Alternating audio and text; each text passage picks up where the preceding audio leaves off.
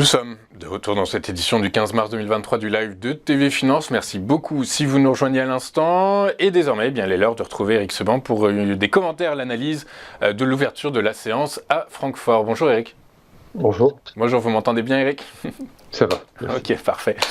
Eric, vous êtes trader, formateur et coach. Et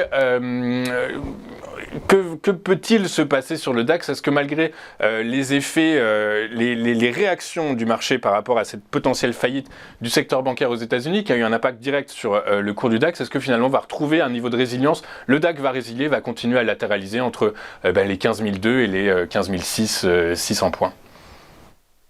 Alors, c'est assez probable, en effet. Donc, vous l'avez dit, on a eu un événement qui a fait baisser le marché, très bien. Bon, il fallait ça de toute façon pour déclencher quelque chose, puisqu'on était un peu en apesanteur. Et je vous disais la semaine dernière que, sur le plan de la théorie chartiste, compte tenu du fait que le DAX latéralise depuis longtemps, début février, puis avant ça, mi-janvier jusqu'à fin janvier, pardon, eh bien, si on ne sortait pas d'un côté ou de l'autre, il ne se passerait pas grand-chose de nouveau. En tout cas, on n'aurait pas de nouvelle indication qui nous permettrait d'établir d'autres scénarios. Donc, je vous disais, sur le plan de la théorie chartiste, on devrait sortir par le haut. On a eu un événement, donc on est plutôt parti dans le bas, mais on n'est pas sorti. Alors, on est sorti de la zone de latéralisation de février, mais pas de celle de janvier, au contraire. On s'est arrêté pile poil sur le bas de la zone de latéralisation de janvier et on a rebondi fortement. Alors, il y avait la théorie chartiste et je vous disais, il faut aussi, surtout même, analyser le contexte. Et parmi les éléments de contexte, il y avait notamment ce que je vous dis chaque semaine depuis très longtemps maintenant, à savoir que les gérants sont protégés, donc pas vulnérables, pas pourvoyeurs de baisse, en tout cas pas pourvoyeurs de relais baissier si jamais on en sortait par le bas, parce que protégés, pas pourvoyeurs de hausse non plus, parce que pas de visibilité. Donc sorti par le haut, oui, mais sans relais fort, et puis sorti par le bas peut-être, avec un potentiel de baisse vraiment limité. Bon, on a pu voir que, en effet, tout ça s'est bien démontré, c'est-à-dire que vendredi on a touché le point bas, on s'est arrêté sur le bas de la zone de latéralisation de janvier, et puis on a rebondi très fortement hier. Alors maintenant, le DAX, il est un peu à la croisée des chemins, parce que, sans être trop technique, mais je pense que ça, tout le monde comprend, là actuellement c'est une situation de pullback, c'est-à-dire que le DAX a rebondi, mais s'est arrêté juste sous le bas de la zone de latéralisation de février, donc ce qui était un support devient maintenant une résistance potentielle.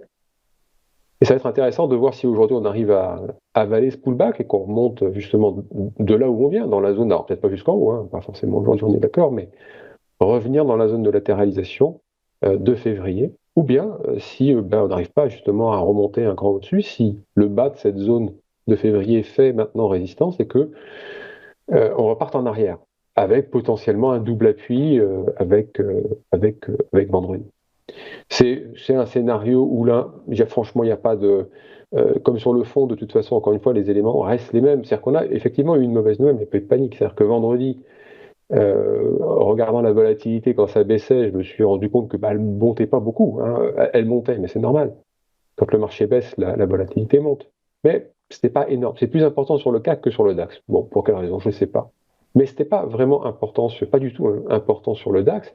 Ce qui démontrait qu'il n'y avait pas d'effort besoin de protection à l'instant T. Il n'y avait pas d'angoisse majeure, pas de fort besoin de se protéger à ce moment-là, au moment où ça baissait dans ce contexte de mauvaises nouvelles. Donc ça, c'est déjà une indication, c'était une indication qu'il n'y avait pas d'angoisse forte, de panique, que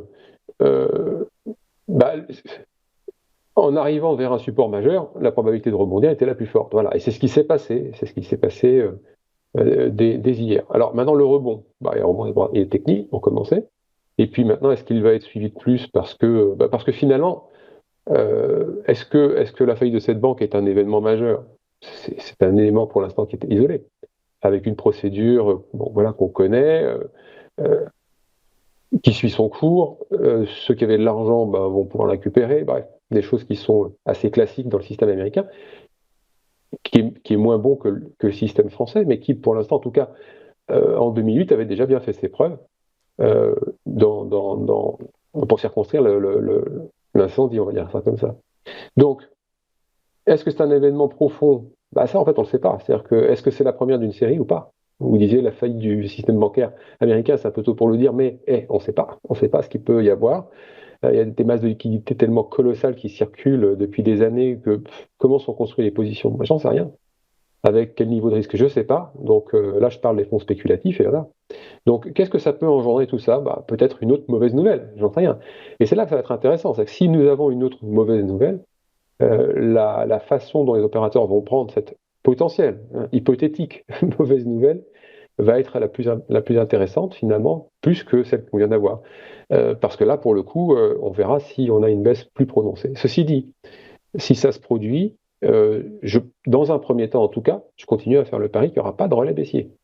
Il va falloir qu'il y ait une baisse. Alors, il faudra bien sûr analyser la nature de la mauvaise nouvelle pour pouvoir se faire une opinion et anticiper la suite. Bon, déjà, on n'en a pas forcément une qui arrive, hein.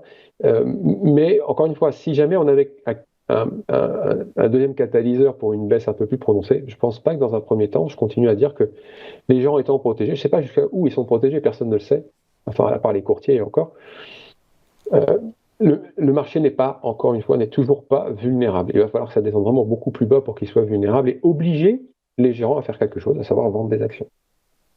Ok, très clair. Écoutez, donc on comprend que le DAX est à la croisée des chemins, qu'il pourrait ne pas être, qu'il n'est pas vulnérable, selon vous, à un événement majeur concernant le secteur bancaire.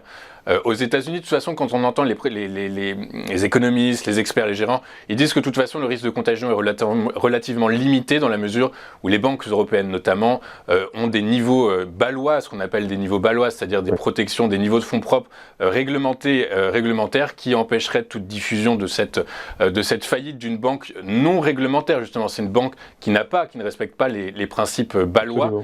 Du coup, par la force des choses, le risque de contagion reste limité. Donc on comprend que le DAX va poursuivre sur sa latéralisation qu'on observait depuis déjà mi-février, en gros, globalement. C'est très probable, en effet, parce qu'on n'a pas, encore une fois, un truc qui a bouleversé le monde. Et de toute façon, c'est une banque, hein, ça ne veut pas dire qu'il y en aura d'autres aux États-Unis, et encore moins, en effet, un effet de contagion en Europe, absolument. Donc, et puis, de toute façon, la Fed est derrière tout ça, a énormément appris de la crise des subprimes de 2008, a réagi beaucoup plus vite qu'il y a 13 ans, qu'il y a 14-15 ans. Du coup, on reste relativement confiant, j'ai l'impression, quand même.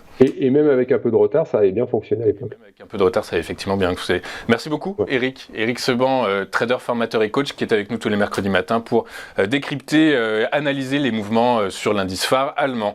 Merci Eric. On marque une courte page de publicité. Nous on se retrouve juste après avec Daniel Cohen de Lara qui va nous présenter ses market movers. Ça tout de suite sur TV Finance.